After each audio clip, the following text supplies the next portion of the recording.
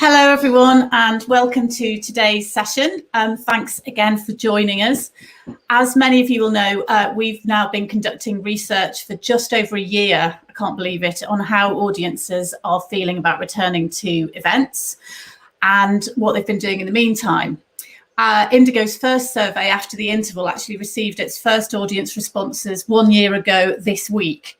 And since then, we've surveyed audiences from over 600 cultural organisations and have audience responses for knocking on 600,000 as we continue to track audience sentiment, and we will carry on doing so as audiences return. Thank you to all of you who've been involved along the way, and we very much hope that you will continue on this journey with us, but Flo will tell you a bit more about that later. So to today.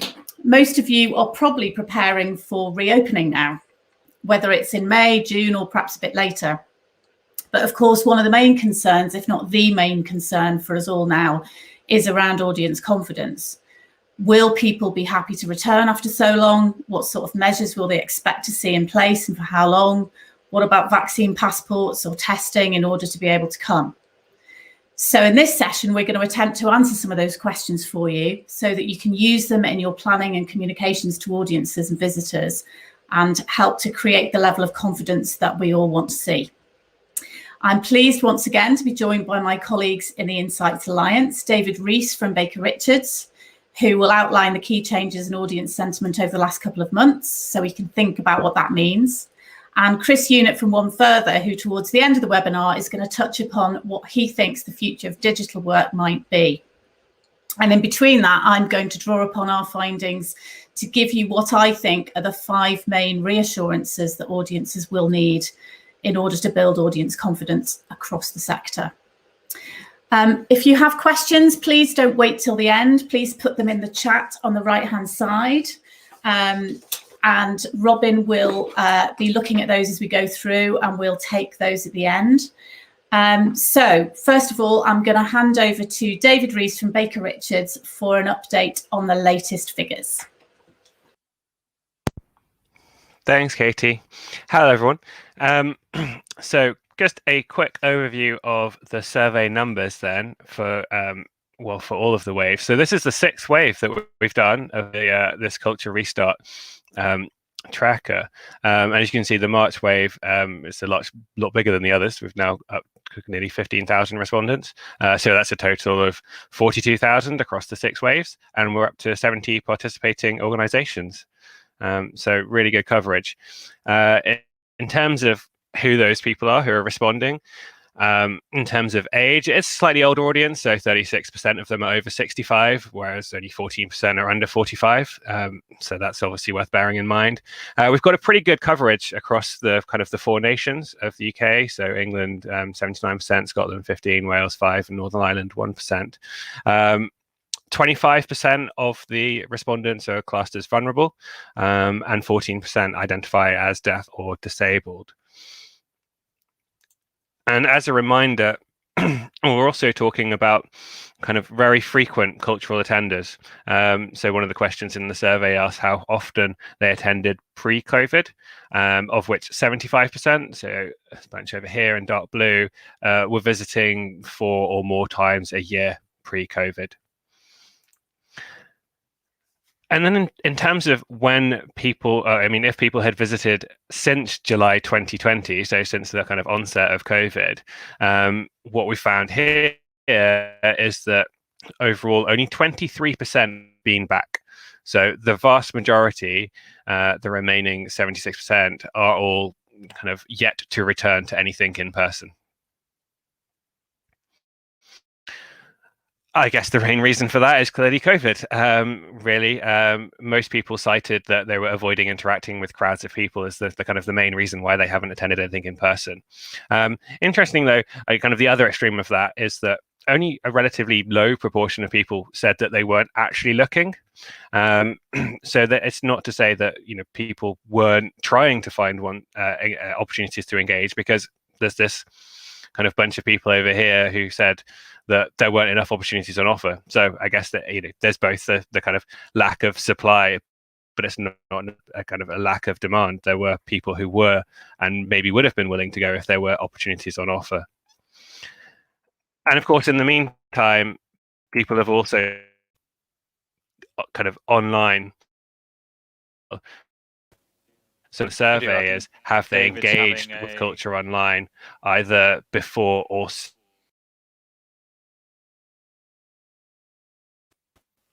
Apologies, folks. I think David's having a bit of broadband trouble. David, I think you're back now.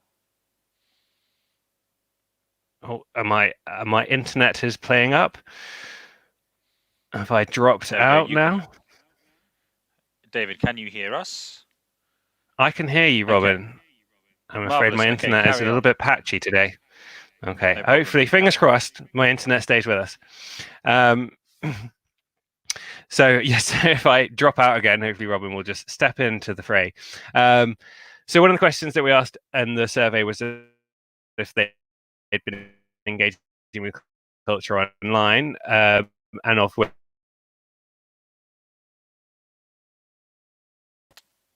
Okay, I think I had better jump in there and just pick up David's presentation. So give me one moment while I switch to that, and here we go. Okay, let's bring the PowerPoint in. So 59% have engaged online, so it's clearly a useful channel to continue to engage with those audience when venues are closed. But that still means that there's 41% who haven't engaged online either.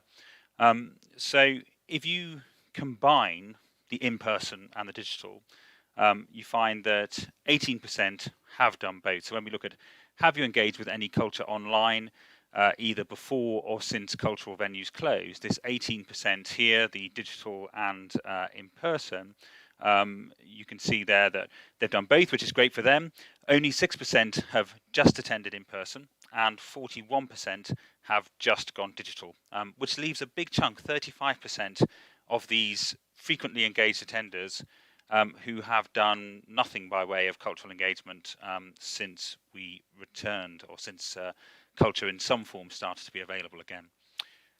So far, around 41% of respondents have made a booking for a future event, and more than half of those are likely to have booked for multiple events. So once you've booked one, you are more likely to book something else, and again, that's a reflection of the kind of positive experience that people are having when they do re-attend culture in person, but also speaks to that kind of propensity to engage with culture, full stop. If you overlay that last segment against engagement, either digital or in person, those that have been the most engaged are also the most likely to have booked for future events. So it's a virtuous circle. But over a third of those who have neither engaged online nor attended in person have also booked. So what we're looking at here is the engagement since July. The dark blue, those who have booked for multiple events, and you can see there that if they've been engaged both digitally and in person, they are more likely to have booked for multiple events, full stop. Still a sizable chunk that do not have a future booking at all, and again, that kind of speaks to the level of engagement more broadly. So if you had to say now, when you think you'll be ready to start booking for events again, which of the options below would you choose?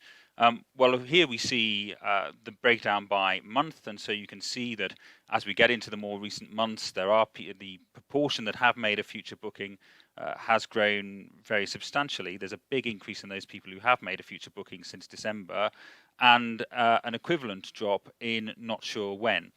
So some of that confidence is coming back, but there's still about 20% who are waiting for more than 3 months, and that coincides with, in England, the June unlocking date, no earlier than June the 21st.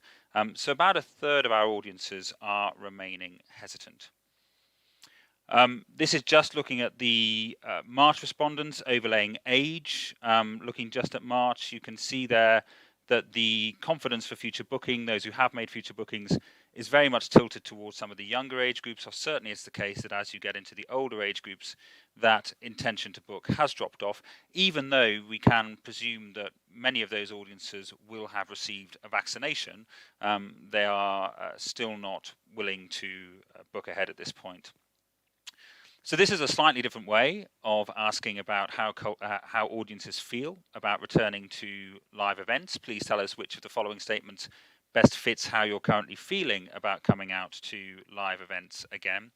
And for March, we changed the wording of one of the options to say, I cannot envisage attending a cultural event or making a visit until the vaccination and rapid test programs are more widely established, so that we're talking about the vaccination of the whole population, not just my own vaccination as a respondent. And that's triggered some changes in the data. So safety measures are still important. This 38% chunk in March who say that they would consider coming to a cultural event or visiting again if they felt sufficiently confident that the required social distancing and hygiene measures had been put in place. That is still by far the biggest single proportion of the audience. But the proportion of people who will feel comfortable visiting as soon as venues are open again has grown ever so slightly as the vaccination program has really kicked in. Speaking more about vaccination, this is a question that we introduced from March only. When we asked people whether they'd received a vaccination, 70% of our respondents had received their first dose. A small percentage had received both doses. 18% of respondents were not yet in an eligible group. So if you overlay that against how they are feeling about returning, there's an interesting split between those who have had at least one dose on the left-hand side and those who haven't. In that those who haven't been vaccinated, the chart on the right-hand side, are more likely to feel comfortable attending again as soon as venues reopen compared to those that have had one dose. But actually about 60% from each group would return if safety measures of some description were in place. So it is interesting that in the group that have had at least one dose, actually the proportion saying that they will feel comfortable to come as soon as venues are open is lower than those who have had no vaccination shot at all. So let's talk about safety measures. Just bring this chart in here. So a vaccine passport being required to attend live events. A very large proportion of the population of respondents are comfortable with vaccine passports or COVID status certification. There's a sizable chunk here, 79% in total, who are okay or think that's essential. When we look at COVID testing on arrival, there hasn't been a lot of change over time, but actually in the most recent data, the proportion of people who feel uncomfortable being COVID tested on arrival has grown, and that could be, again, a reflection of the vaccination program. When people are offered the option of COVID testing on arrival with no other restrictions, the so-called Operation Moonshot approach, the level of people who are okay with that has grown in the period of February and March. That's grown by 10% who would be willing to be COVID tested on arrival and then experience no other restrictions, no face masks, no social distancing. Just looking at the March respondents, so again, overlaying whether or not people have been vaccinated or not, those who haven't been vaccinated are more uncomfortable with vaccine passports. So when we look at this chart here, there's 36% of people who have not been vaccinated who say they would be uncomfortable with vaccine passports. That's perhaps self-evident because they aren't going to be in possession of one. But when we look across the other measures, COVID testing on arrival, COVID testing and no other restrictions, actually the vaccination program is not making a substantial difference to the attitudes of those respondents. When we look at temperature screening on arrival and insisting that all audiences wear face coverings throughout the venue, again, we're looking at the changes in behaviour over time. when it comes to face coverings, we're kind of back to where we were in October, in November, in that 30% of audiences still feel that wearing a face covering throughout the venue would be essential, and 55% are okay with that. So just 15% are uncomfortable with face masks. When it comes to temperature screening on arrival, which is less invasive, perhaps unsurprisingly, a very large percentage of the population, 95%, are either okay with that measure or feel that it would be essential. One-way systems and socially distanced seating next. So looking at one-way systems, first of all, again, 97% in February and March were either okay or felt that that measure would be essential. When it comes to socially distanced seating, even after the very large rollout of vaccination, we are still in a situation where 96% of audiences say that they would feel that they're either okay with it or essential. So 40% saying that socially distanced seating is essential to their return, and just 4% saying that they feel uncomfortable with socially distanced seating. So in March, over 48% have already booked, and a further 21% are planning to book in the next 3 months. 62% would still feel uncomfortable about no face coverings and no social distancing. And 79% are okay with the idea of vaccine passports or consider it essential, although non-vaccinated respondents, of course, feel more uncomfortable with that idea. So with that, I am going to hand over to Katie, who is going to take us forward to the 5 steps needed to restore audience confidence. Katie, over to you. Thanks, Robin. Well done. Thank you.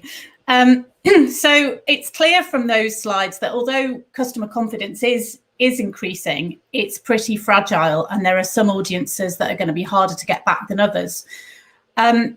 Huge numbers of the respondents haven't engaged with anything, as we've seen, since March 2020, at least March 2020.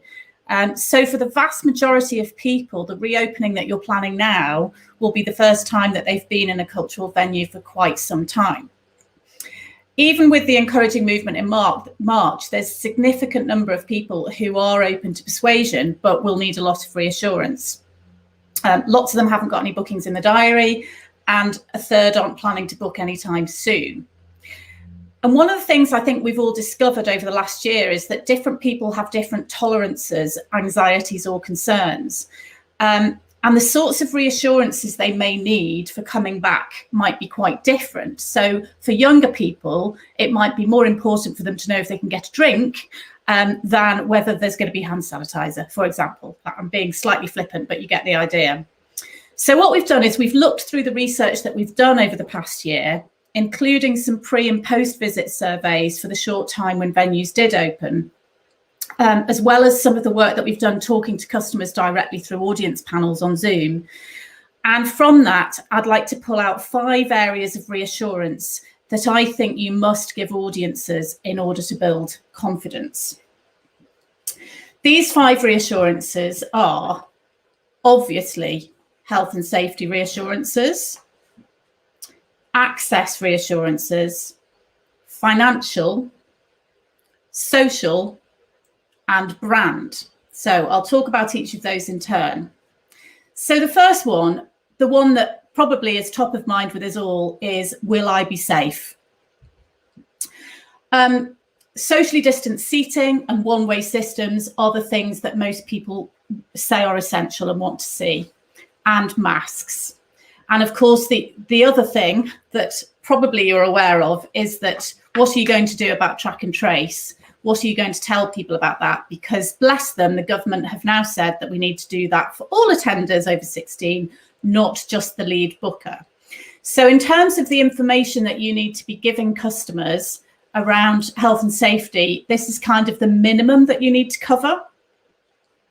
Then, of course, there's the question of vaccine passports. Now, I think that the statistics that we have on COVID testing and then all bets being off would apply similarly to vaccine passports. I think we can assume that people would think, the same, whether it was a COVID test or a vaccine passport, and all bets being off.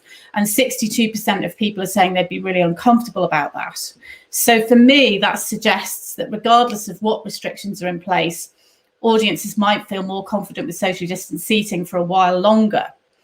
But that's actually something that we're going to be checking with audiences who do return from May in our post-visit experience survey. So if you're opening and you're not signed up to that, please do, because then we will be able to answer that question. In terms of vaccine passports, we did do a response to the recent DCMS consultation, which we've put as a blog on our website. So if any of you are particularly interested in that in detail, I won't go into it now, but that's on there. You might also want to check out the UK Theatre See It Safely Toolkit if you haven't already, which will help you to ensure you've got all the health and safety issues covered. And you can also then, if you get accreditation, use the lovely See It Safely logo, which I think will be a real reassurance to customers. So hopefully none of that is news to you and you've got all of that covered. Secondly, access reassurances. And I don't just mean disabled access here. I live in Birmingham, and the roads and the ways of getting into Birmingham city centre have changed vastly over the last year. So have a think about, is there basic information that perhaps you wouldn't usually need to be giving customers, but things have changed so much in a year that actually you need to treat them as if they're new bookers now? Will you require people to arrive in with staggered arrival times? It's really important that they know that. Because they will want to plan their travel and exactly when they're going to arrive and know how long they might be queuing outside. In our Act 2 survey, we found that public transport was the factor most likely to stop someone from reattending. If they had to use public transport to get to you, that was the thing that was most likely to stop them reattending. I've no idea what you do about that, but it's worth being aware of. And then, of course, there's customers with access needs. Disabled audiences in the work that we've done have expressed concerns that they might be forgotten in this process. And I think there's a lot of organisations who have put access at the heart of their work in the past, and yet we need to make sure that it's still absolutely top of the list now as well, so it's an inclusive return. If you're interested, again, we've been working with a couple of disability specialists, and we have a report and blog on our website that delves into that in a lot more detail. But in summary, these are the key concerns for disabled audiences. They need to know that they're going to be able to get to the toilets and that they're not going to be stuck at the back of a queue. They need to know that disabled seating is still available when you've done your new socially distanced seating arrangements. And they need to know that if there's queue management employed, that they might be able to have priority access for that. So then there's the financial reassurances. And again, these might be some of the things that aren't so top of mind when we're planning for return, because we're so busy getting the one-way systems and the signs and the hand sanitizer sorted. But as we've reported many times before, two of the key concerns of audiences around their financial risk when booking are whether they can get a refund or an exchange. Hang on, bear with me. Again, See It Safely. The toolkit here suggests that you allow tickets to be exchanged up to 24 hours before. So if you sign up to that, that's what you'll need to do. But also, it may be that you've already got this covered in your T's and C's, but it isn't really top of mind. So we're just going to play you a video from Kelly Haswell from the Guildhall in Portsmouth, who used the toolkit and is going to tell us what she did. And something we implemented back in November was a book with confidence guarantee scheme. So we found, I think it was in October when we were sending surveys out then, people were responding that knowing whether they would receive a refund or a ticket exchange if they couldn't attend due to COVID was really important factor in whether they were going to make that ticket purchase or not. So it was something that we were quietly already doing, obviously refunding if people couldn't attend. So we took that and made a real positive of it, and created the Book with Confidence guarantee scheme. It was on the website, we emailed that to customers, we did a press release which was picked up by our sort of regional media. So we found that really helped. So in the window where we were able to reopen and run some shows in December, and that messaging really helped reassure those people. And I think we certainly saw an uplift in ticket sales with that reassurance of messaging that we were giving. Great. So the next reassurance is around social reassurances. And this is, this is particularly important for the types of audiences for whom their primary motivation of going to events is to go with other people and for it to be a social experience. So there it's going to be really important that you reassure them that they can still have fun and it's not all going to be sanitized within an inch of its life. Can we sit together safely? We know that from our Act 2 research, it was clear that people attending as a household or with in the rule of 6 really wanted to sit and socialise together, but whilst also staying away from other groups. How is your seating facilitating that? So I know those who did cabaret style seating last year, for example, did really well on that because people felt that they could be together around a table but be away from others. Obviously making it really clear what you're doing with your seating to show that you can achieve that. But it's not just about seating in the auditorium. They want to know if and how they can have a drink together safely in the bar. Do they need to book a table? How will it work? Do they need to pre-book their drinks, or will there be no drinks and no interval? We've recently done some work on how important the F&B offer is as part of the return to venues, and we'll be releasing something on that very shortly. But it's clear that they want to be able to have drinks and to enjoy that as part of the experience. So the reassurances that people will need is seeing other people return. How will you use that in your marketing? Images of audiences perhaps returning, enjoying a safe experience. Peer reviews, video clips of people that have attended, vox pops, quotes, customer feedback scores. I really like what the Barbican did last year in terms of showing their stats from their own research, where it said 95% of Barbican visitors said they felt safe or very safe here. And those of you who are using the post-experience survey will have stats like that you would be able to use in your customer communications. And finally, the final reassurance, again, which I think it's easy to forget, is will it still feel like the organisation I love? And we've called that brand reassurance. We've conducted quite a few audience panels on Zoom during the last year, and one of the main concerns from people we spoke to was whether the organisation was still going to feel like the organisation that they knew and loved. They were concerned that it would be too sanitised, it wouldn't be welcoming. So some of the things that we know venues have been doing are, for example, having people at the door welcoming and reassuring visitors that they arrive. It's really interesting that the moment of arrival at the venue seems to be the biggest point of anxiety for customers. And a few of them on Zoom said to us things like, I'll know immediately when I arrive if I feel safe or not, because, are there queues that aren't managed? Is it just a free-for-all? Is it not clear where I'm supposed to go? Staff wearing badges, things like saying, how can I help? So that even though they're wearing a mask, they still look approachable and people know that they can go and ask them things.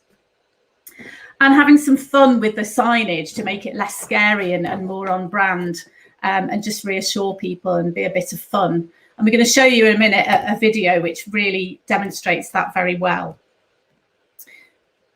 So when you're planning your comms around reopening, we think if you use these 5 reassurance themes, you'll be getting it about right. And of course, as I've said, some of these will be more important to some audiences than others. So if you miss any of these out, you risk alienating a particular group.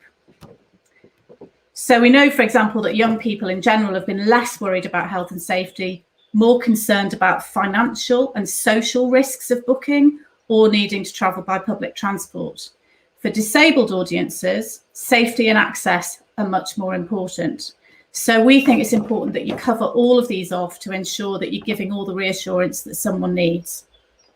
So in a minute, we're going to play you a little video from home in Manchester, which we think demonstrates all of this really well. And then I'm going to hand over to Chris Unit from One Further, who's going to give us a quick future cast on the whole digital stuff. Just in case with all this talk of queuing and hand sanitizer, you'd forgotten for a moment that we have to keep all the plates spinning, including digital.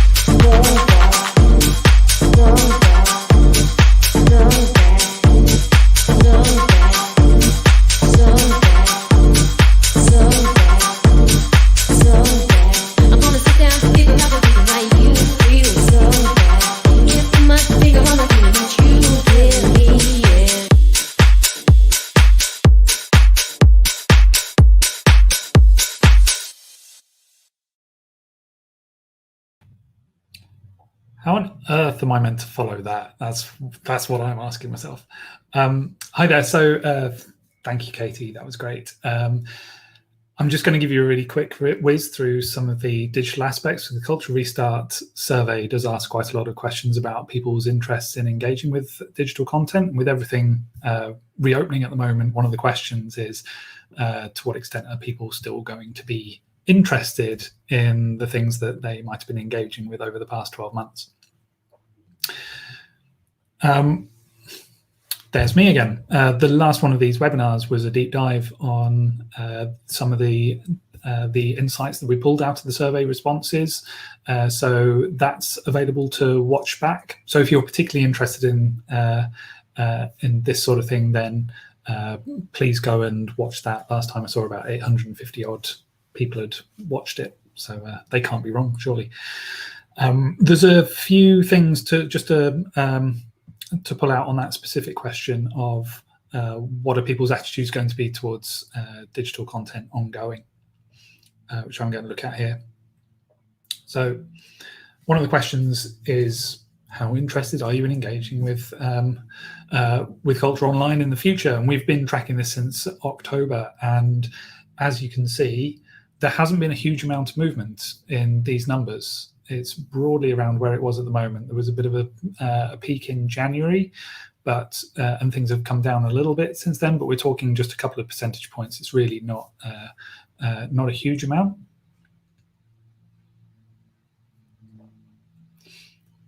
And again, if you haven't seen this before, then looking over the how this splits out by age groups as well, there's actually not a huge amount of variance, possibly less than you might expect. At the upper end, you can see the percentage of people who are not at all interested. In the upper age groups, there is those are represented a lot more than the under 35s. But across the generations, there doesn't seem to be a huge difference among attitudes of arts attenders. Looking a bit more specifically, so the question is, which of the following would most closely describe your attitude to attending to online culture once you're able to attend again? And as we can see from before, there's looking back from October through to March, there's really not a great deal of difference. When I looked at these numbers, what occurred to me was maybe this isn't COVID dependent. Maybe this was the case all along. And it's just by doing this kind of surveying over this kind of time that it's revealed that there's always been a latent interest in this. We're seeing that month on month, between 23-26% of arts attenders would engage with and pay for events, exhibitions, or activities online. That's a significant part of our audiences. If a quarter of our audiences express an interest in something, I think that would be something we'd be well advised to respond to. And again, if we look at this across different age groups, there is a bit of a difference here, especially around that the percentage of people who are less likely or very likely to engage. It's really at those extremes where we see the difference from between the under 35s and the over 75s. But that chunk in the middle, where we've got around 57 to 60% of people, they're the people who would be interested in engaging with culture online if it was something they couldn't otherwise access.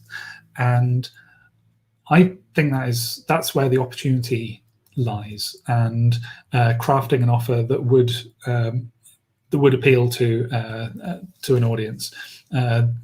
So the more the can't miss kind of stuff, and we're starting to see some of that coming through. So there's been a few announcements over the past few weeks of activity returning. So this one from the Royal Opera House, they included a link from Twitter to a schedule of in-person and work that will be available to stream online. And even having mentioned that, the kind of responses they're getting, people reminding them, not everyone's going to visit London. It is possible to watch this stuff online, and can we do that, please? And another one from the Donmar Warehouse, who announced a very starry show, and I think this is the kind of thing that fits into that that thing. If people can't travel but would be interested. They announced this, and the responses to this, you can go and have a look, but it's lots of people saying, is there any chance this will be recorded for people outside the UK? Can we watch online? Yes, please, would love to see it, but no way for COVID-safe travelling for me by that time. The genie's out of the bottle with this stuff. People have learned over the past 12 months that it is possible to watch this stuff online. The results from the Culture Restart audience survey, the post-digital experience survey, if you've been a part of that, some of the results from that have been very positive, with lots of people saying that the experience was better than they were expecting. So people have learned that this stuff is doable, and there does seem to be some interest in it, which may not have been novel as of a year ago. So I'll leave you with a couple of final points. There is digital interest is still there or thereabouts, roughly what it has been to date, and there still is interest in continuing to buy tickets for digital in the future. So I'm going to leave it at that on the digital side of things for now. I'm going to pass over now to Flowcar from Indigo. Hello, everyone. Thanks very much, Chris. So if you are a cultural organisation of any kind, I'm here to ask if you would like to sign up to take part in Culture Restart, if you're not taking part already. And if you're not a cultural organisation, are you able to help us spread the word to organisations that you work with? We're really keen at this kind of very crucial point in the recovery journey to get the broadest range and largest number of responses that we possibly can, so that we can continue to segment and analyse the data and provide this kind of insight for the sector. So I'm just going to do a quick reminder of the 3 core surveys we have in our Culture Restart Toolkit. All of these are free to use, and you can sign up on the Indigo website. The audience tracker is the one you've mainly seen data from today. How you use it is totally up to you. You can send it out regularly to different audience segments and see how their responses are kind of changing over time, or you can use it just once to get a sense of audience sentiment, a bit of a kind of snapshot at a particular point in time. You'll see your results via a link in real time and be able to compare them with the national results released monthly. But as you prepare for reopening, what we'd really like to encourage venues to do is to use our pre and post-visit experience surveys. So these give you a snapshot of audience confidence levels before and after a visit, and allow you to gather immediate feedback on the audience experience and address any issues. I want to be clear that these are not intended to replace any other audience surveys that you're running in the long term, but they're designed to be used just for those first few weeks of reopening, so that you can assess your COVID response before you return to kind of your usual surveys. And for those of you doing work online, we have a post-show survey for digital events and experiences. We're also pleased to have added a couple more surveys into the toolkit recently. We've worked with the Independent Cinema Office to develop the Cinema Tracker, and that's designed specifically for independent cinemas. And we've also collaborated with Live UK on their Revive Live survey for live music fans. Both of these are going to be really great, giving us new data sets to compare with the National Culture Restart data. So we've got a lot of the same questions across, so we'll be able to compare and help build a really broad understanding of how people are feeling about a range of cultural experiences. So if you think either of these would be more suitable for you, please do feel free to get in touch with me and I can tell you how to sign up. Remember that you can visit our website and download the full report from March, along with a blog of the commentary on the findings. And you can also explore the data in our interactive dashboard. This is the best place to see results by different regions, because you can do things like filter just the responses from Scotland, for example, and combine that with any other filters that you want to see and you're particularly interested in. And finally, we have lots of other brilliant reports and blogs on our website, which I think Katie's mentioned in her bit, including a recent report by Australian consultant Morwenna Collett on the responses from disabled and vulnerable audience members. So if there are particular areas of interest you have which you think might be covered in our data, do have a look at the blog, but also feel free to get in touch. We'd love to hear from you and explore any opportunities there might be to analyse the data in different ways for everyone's benefit. And just to be clear, I will email out the slide deck from all of these different presentations after the webinar today, and those will also be up on our website. Thanks very much, and I'm going to hand over to Robin now for some Q&A. Thank you very much, Flo. And yes, hello. So I will introduce myself this time. I'm Robin Cantrell-Fenwick, the Chief Executive of Baker Richards, and I'm going to bring in my colleagues here to take a look at the questions that you are sending us in the live chat over on the side of the screen. If you're watching us on YouTube, do please send in your questions. And I'm just going to start by bringing up one and emphasizing one of the points that Flo made there.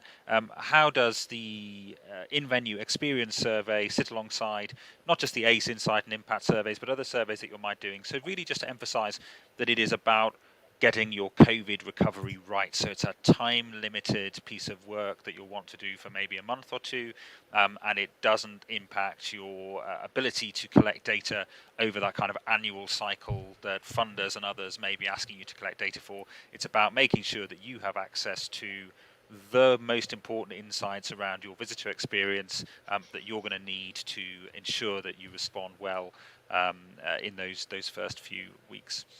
I wonder whether, David, I can just ask you to clarify around the data collection and whether the data indicates that most of the respondents are 55 plus or 60 plus, because I think we know the age profile of respondents and it doesn't tilt entirely that old, does it?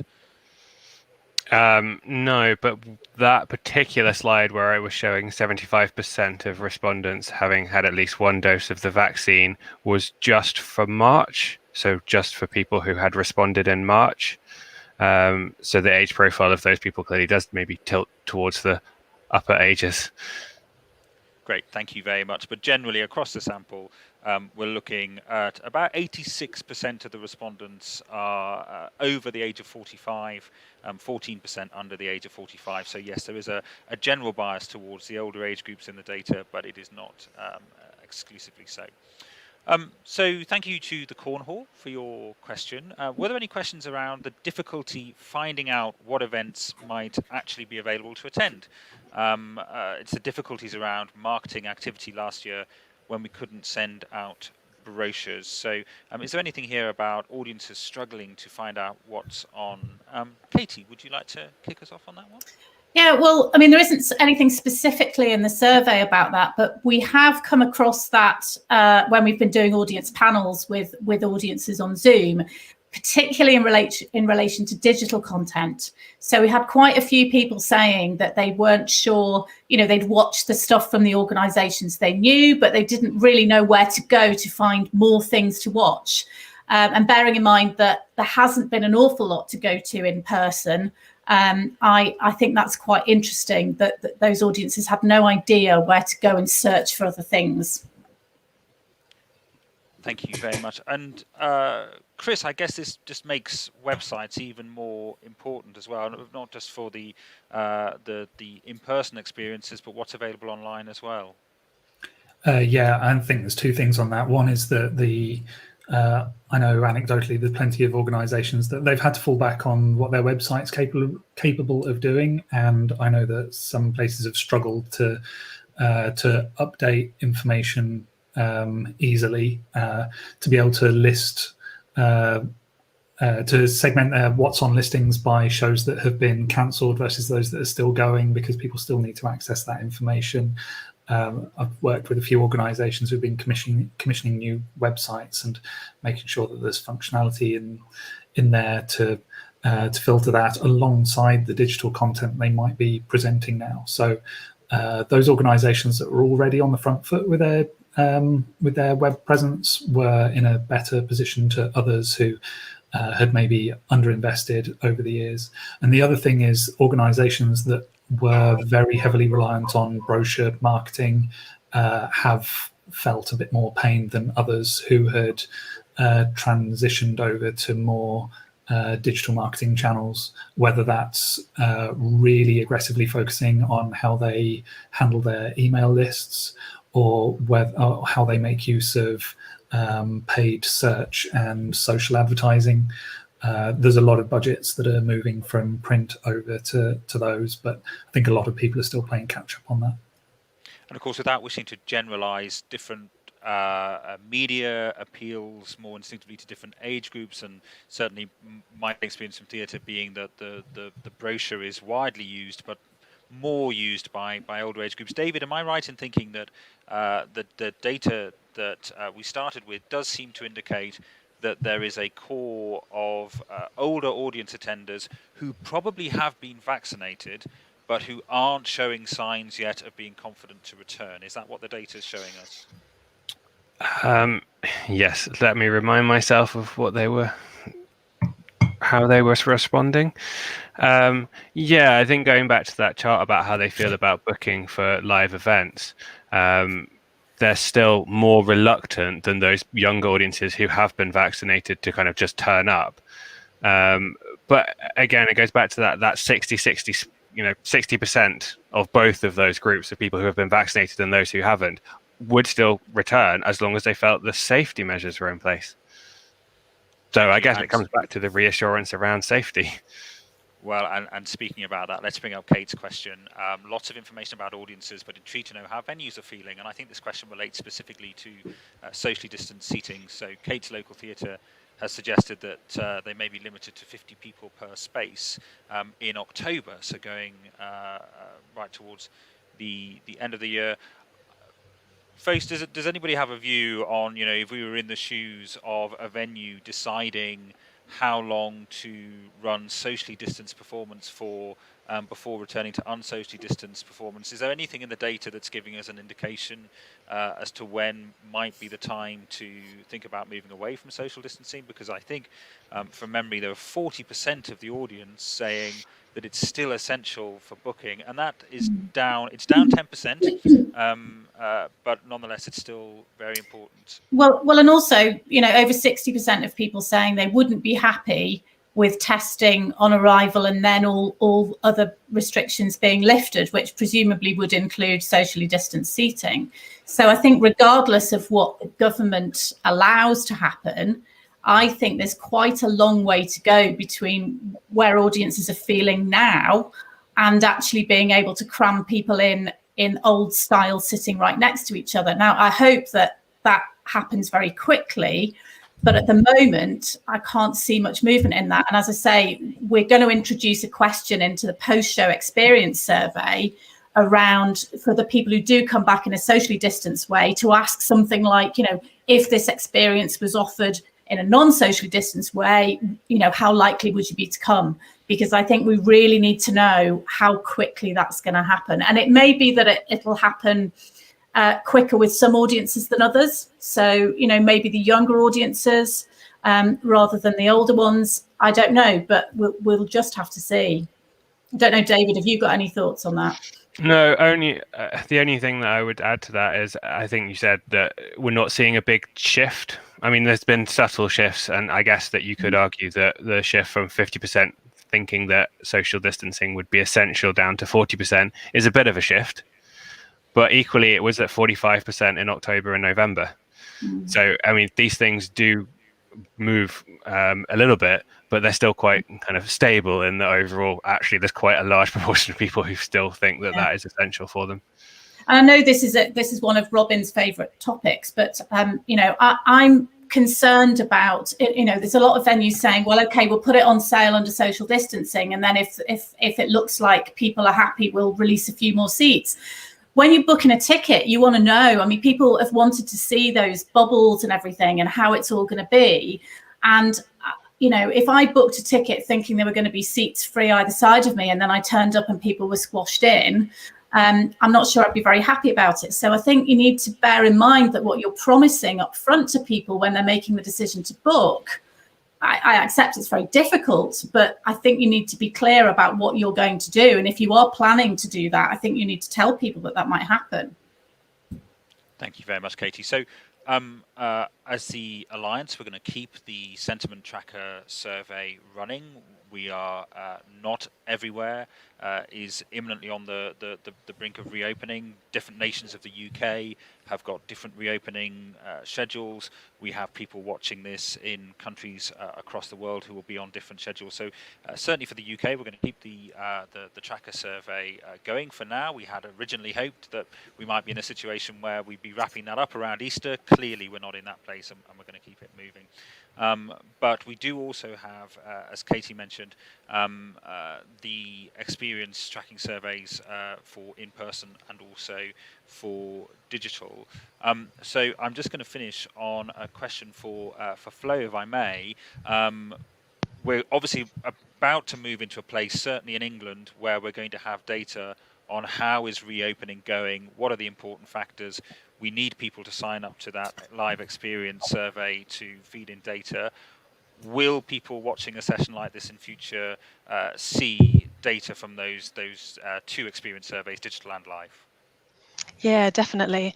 I wonder as well if this question is about the live UK music survey as well. Indeed, so yes, I'll answer both of those. So I think the pre and post experience in-person surveys will definitely be covering data from those. Just as we covered the digital one last time, we'll keep releasing that. And as we get more responses into that, we'll be able to release those a little bit more regularly. And on the live music side of things, I think yes, our plan is definitely to make sure we can see how those different kind of audience segments, the live music, the cinema, and these kind of more general cultural attenders that we're getting responses from, how those compare and how that can help us kind of build up an idea of the general cultural behaviour across the country. Thank you very much, and apologies to more Rich Pickings who confirms that yes, indeed, it is about the question was about the live UK survey. I think we'll wrap it up there. There are a couple of questions in the chat that we'll respond to after the live stream. Thank you so much for coming along to this recording today. We will, of course, be having another presentation in a few weeks' time. So do please be in contact with any member of the team from One Further or Baker Richards or Indigo to let us know what you'd like to hear about in a future session. Thank you so much for your time today, and we will see you again in the future. Bye for now.